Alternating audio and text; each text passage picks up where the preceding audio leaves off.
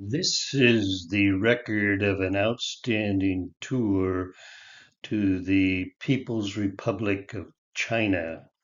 The visit included Beijing, the Forbidden City, the Summer Palace, the Great Wall of China, Xi'an, where we saw the terracotta warriors, and the city of Shanghai. This tour came about because of an offer made by Groupon. There were a limited number of seats being offered. We called Jack and Sandra Harding and said we were going. Would you be interested? The four of us had a wonderful trip. The cost of our entire trip was less than the usual cost of flights to and back from China. We believe the government of China must have been subsidizing the cost in order to get tourists into China.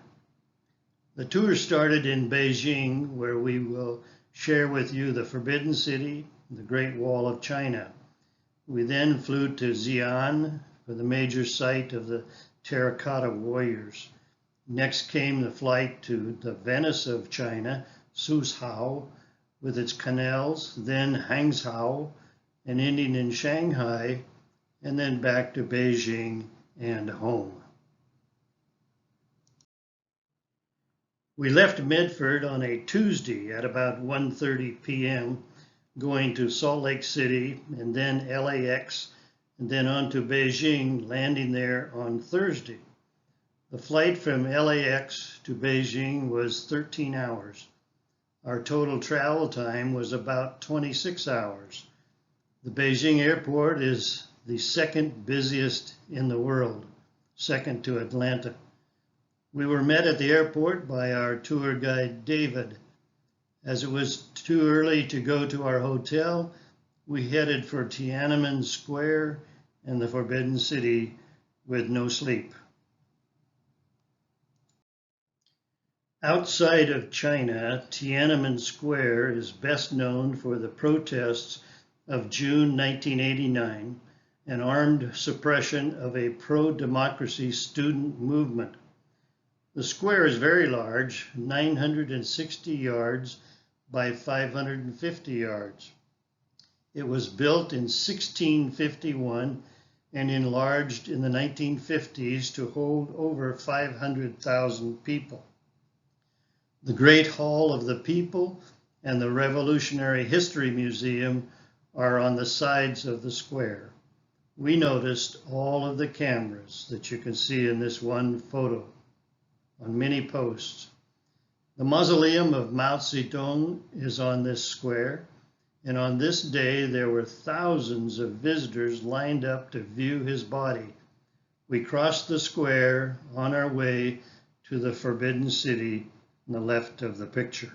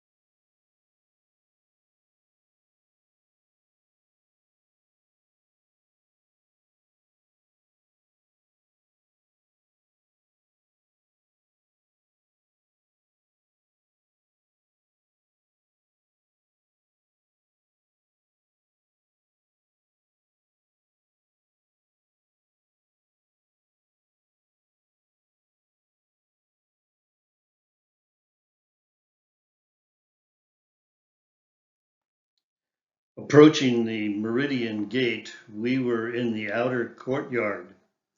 As you can see, on the day we were there, there was a very large crowd. Entering from the Meridian Gate, we see a large square ahead of us with the Golden Water River flowing through with 5 bridges. The center bridge was reserved for the emperor. I was unable to get a better photo that would show the actual 5 bridges. Crossing these bridges, ahead is the Gate of Supreme Harmony. The building is called a gate. Through the Imperial Way, there would be a gate and then a hall, and then a gate and halls, and another gate and palaces. In each case, you go up some steps, over a threshold, and out by going over another threshold and down some steps. Beyond the Gate of Supreme Harmony lies a very large square, and then we see here the very large Hall of Supreme Harmony. This hall and the 2 halls behind it stand on a 3-tiered white marble terrace. The other 2 are the Hall of Central Harmony and the Hall of Preserving Harmony. The gates and halls tend to look similar, although they serve different purposes. The Hall of Supreme Harmony that you're looking at here is the ceremonial center. The Hall of Central Harmony was used by the emperor to prepare and rest before and during ceremonies. The Hall of Preserving Harmony was used for rehearsing ceremonies. The interiors of the halls also tend to look similar, with elaborate thrones. These are pictures of 4 of the throne rooms from 4 of the different halls. In the inner court, there was a palace for the emperor called the Palace of Heavenly Purity. Our guide called it Yang, and a palace for the empress, the Palace of Earthly Tranquility. Our guide called this one Yin, and between them, the Hall of Union, where Yin and Yang could produce harmony.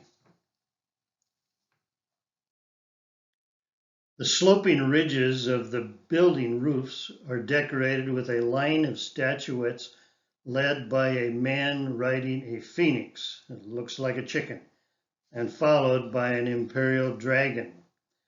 The number of statuettes represents the status of the building. A minor building might have 3 or 5. The Hall of Supreme Harmony has 10, and the only building in the country to be permitted to have 10 since imperial times. As a result, the 10th statuette is unique to the Forbidden City. The stone in this stairway was carved from a single block of marble. The marble was quarried about 30 miles from Beijing. It originally weighed about 300 tons and carved down to about 200 tons. It was too heavy for water shipment and impossible to carry on wheels. Wells were dug, separated by about 1/3 of a mile. When winter came, workers dipped into the wells and spread the water on the road to turn it into an ice river. They loaded the stone on a wooden sled and sled it to the site in Beijing. Both of these photos are from the Imperial Garden. The hill of accumulated elegance or excellence on the right is a man-made hill in the Imperial Garden and was built in the late 16th century.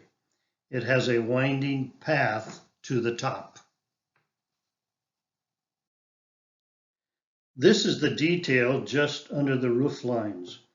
When we were there, we thought it was beautiful ornamentation. We subsequently learned that it is a very sophisticated roof support system. It is a system of brackets. It is like a wooden interlocking puzzle. It is put together without any kind of fasteners. The result is that these buildings have survived earthquakes greater than the earthquake that destroyed San Francisco during the past 500 years. PBS presented a film that showed a model withstanding a magnitude 10.1 on the Richter scale. The test equipment was not designed to go higher. The bracket allows the building to move and sway without collapsing. This is the outside corner of the Forbidden City. As mentioned earlier, the moat is 20 feet deep. In 1998, the Summer Palace became a UNESCO World Heritage Site.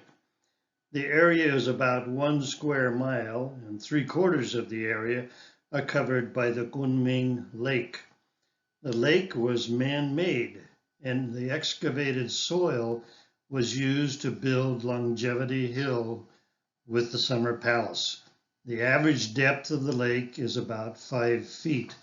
The origins of the Summer Palace date back to 1153. This is part of the lakeside walkway to the Summer Palace.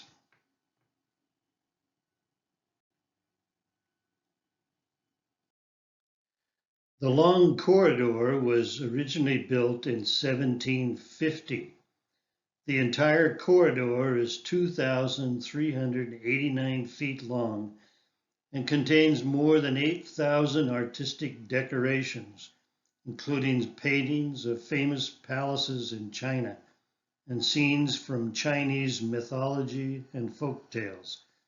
The corridor stretches along the foot of the hill and the lake shore, linking all the structures scattered along Longevity Hill.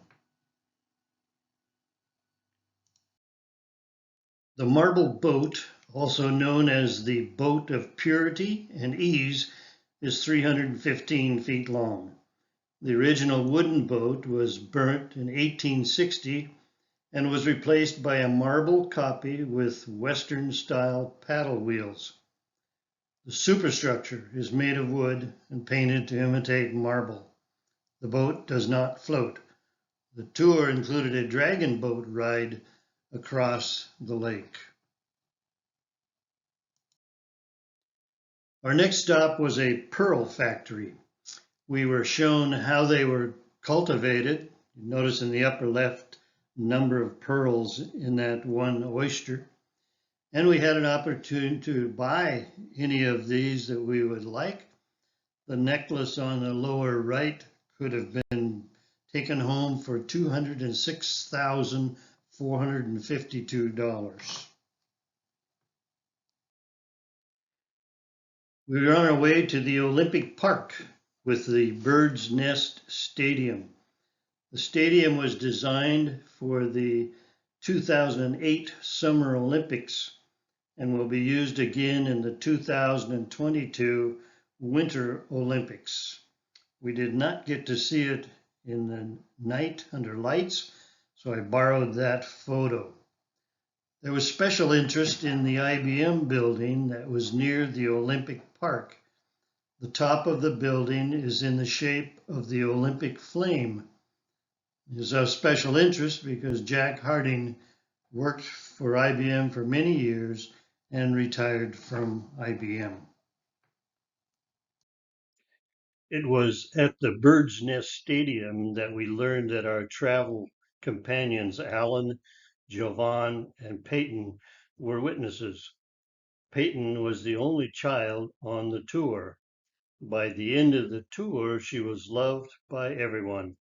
Alan said at one time she was making him look good. We were next taken to a traditional Chinese medicine clinic. We had one-on-one sessions with their quote, doctors who did palm reading.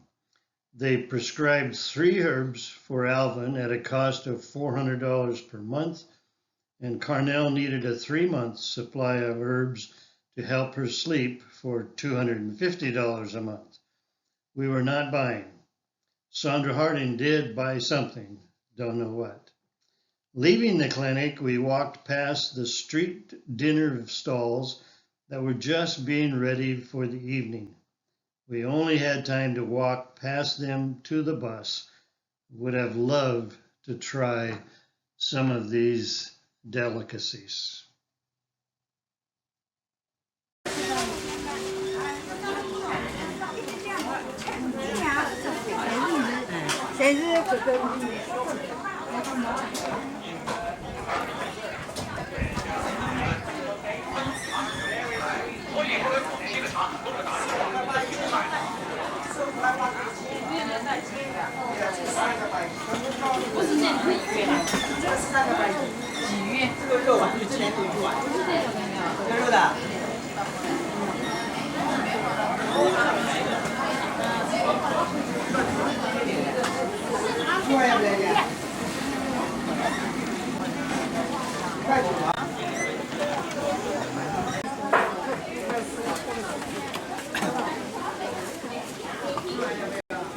Every day. They get their. He was saying they don't like to get frozen food or anything like that. They just get it all fresh every day. Fast food. We visited a jade factory. These visits are arranged by the tour companies to be educational as well as an opportunity to purchase some very expensive, perhaps unique items. We did purchase a ball like the gentleman in the picture is creating. It has 2 balls carved within inside the larger ball. The Jade Factory also had a museum, and you can see this piece is from 206 BC to 220 BC. It was such a privilege to be able to tour China, to enjoy the history and the culture, and we hope that you enjoyed viewing it with us. Perhaps you'll join us on another of our tours.